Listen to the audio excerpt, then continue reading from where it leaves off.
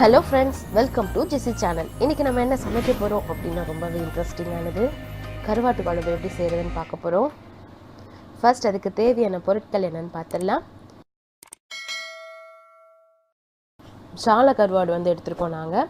அது ஒரு 10 கருவாடு போல் எடுத்துருக்கோம். அதை நல்லா வாஷ் பண்ணி இந்த மாதிரி க்ளீன் பண்ணி வச்சுருக்கோம். அதுக்கப்புறம் 2 வெங்காயம், தக்காளி 2, பூண்டு ஒரு பெரிய சைஸ் பூண்டு ஒன்று எடுத்திருக்கேன், கருவேப்பிலை சிறிதளவு, குழம்பு மிளகாய்த்தூள் 3 ஸ்பூன். குழம்பு மிளகாய்த்தூள் எப்படி செய்கிறதுன்னு டிஸ்கிரிப்ஷன் பாக்ஸில் இருக்கும், பார்த்துக்கோங்க. அதுக்கப்புறம் கடுகு 1/2 ஸ்பூன், வெந்தயம் 1/2 ஸ்பூன், உருளைக்கிழங்கு 2 குட்டி குட்டியாக கட் பண்ணி வச்சுருக்கோம், கத்திரிக்காய் 2, முருங்கைக்காய் 1. இதில் நம்ம ஆப்ஷன் நிறைய காய் சேர்த்துக்கலாம். என்னெல்லாம் சேர்க்கலான்னா வாழைக்காய் சேர்த்துக்கலாம். அதே மாதிரி மொச்சக்கொட்டை போட்டு வச்சிங்கன்னா ரொம்பவே டேஸ்ட்டாக இருக்கும். ஸோ அதெல்லாம் போட்டிங்கன்னா நம்ம குழம்பு இன்னும் டேஸ்ட்டாக இருக்கும். அதுக்கப்புறம் புளி ஒரு நெல்லிக்காய் சைஸில் நான் எடுத்திருக்கேன், சின்ன நெல்லிக்காய் சைஸில். ஸோ அதையும் நல்லா தண்ணியில் ஊற வச்சுக்கோங்க. அதுக்கப்புறம் ஒரு மிக்ஸி ஜாரில் தேங்காய் 1/2 மூடி, சின்ன தேங்காய் 1/2 மூடி எடுத்துக்கோங்க, பெரிய தேங்காய் இருந்ததுன்னா 1/4 மூடி எடுத்துக்கோங்க. அப்புறம் 1 ஸ்பூன் சீரகம் போட்டிருக்கோம். அதில் கொஞ்சோண்டு நம்ம எடுத்து வச்சுருக்க கருவேப்பிலை கொஞ்சோண்டு போட்டு தண்ணி ஊற்றி இந்த மாதிரி பேஸ்ட்டை அரைச்சிக்கிறோம். அதுக்கப்புறம் ஒரு பேனில் எண்ணெய் ஊற்றிட்டு கடுகு வெந்தயம் போட்டுக்கோங்க. அது நல்லா வெடித்ததுக்கு பிறகு நம்ம எடுத்து வச்சுருக்க கருவேப்பிலை, அதுக்கப்புறம் வெங்காயம் இதையும் போட்டு வெங்காயம் நல்லா வேக விடுங்க. அதிலே நம்ம எடுத்து வச்சுருக்க பூண்டு பல்லையும் போட்டுருங்க. அது நல்லா எண்ணெயில் வதங்கட்டும். எண்ணெய் நம்ம நல்லெண்ணெயில் பண்ணால் இன்னும் டேஸ்ட்டாக இருக்கும்.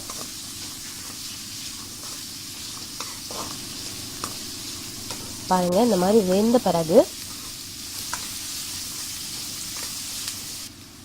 நம்ம வெட்டி வச்சுருக்க தக்காளியை சேர்த்துக்கிறோம். தக்காளியும் நல்லா வேக விடுங்க எண்ணெயிலேயே.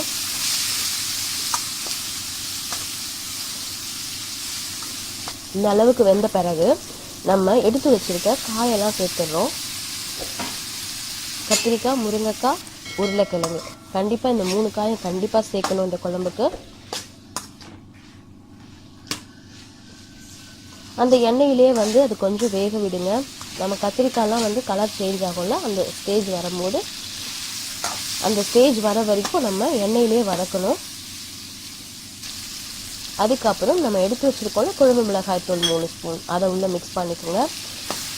அதையும் ஒரு நிமிஷம் நல்லா எண்ணெயில் எல்லா இடமும் படுற மாதிரி, இந்த காய்களெல்லாம் படுற மாதிரி நம்ம மிக்ஸ் பண்ணி விட போகிறோம்.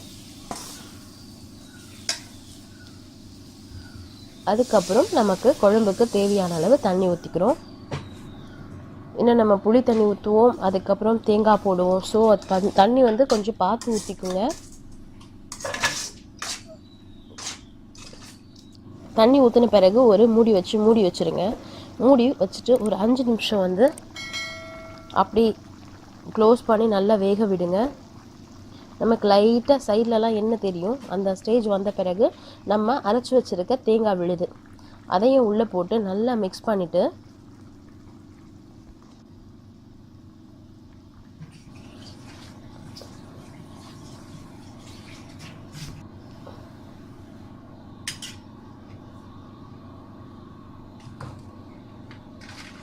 மிக்ஸ் பண்ணிடுறோம் நம்ம.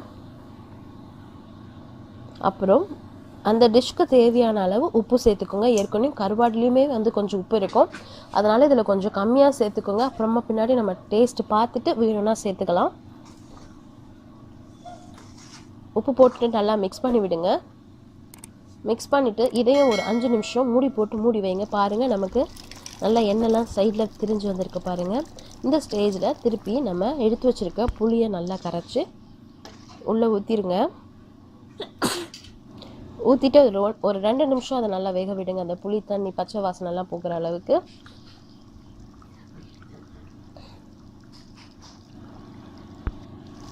இதை இப்படியே நிறுத்திட்டிங்கன்னா இது காரக்குழம்பு ஃப்ரெண்ட்ஸ். அப்புறமா நம்ம எடுத்து வச்சுருக்க வாஷ் பண்ணி வச்சுருக்க கருவாடை உள்ளே சேர்க்குறோம்.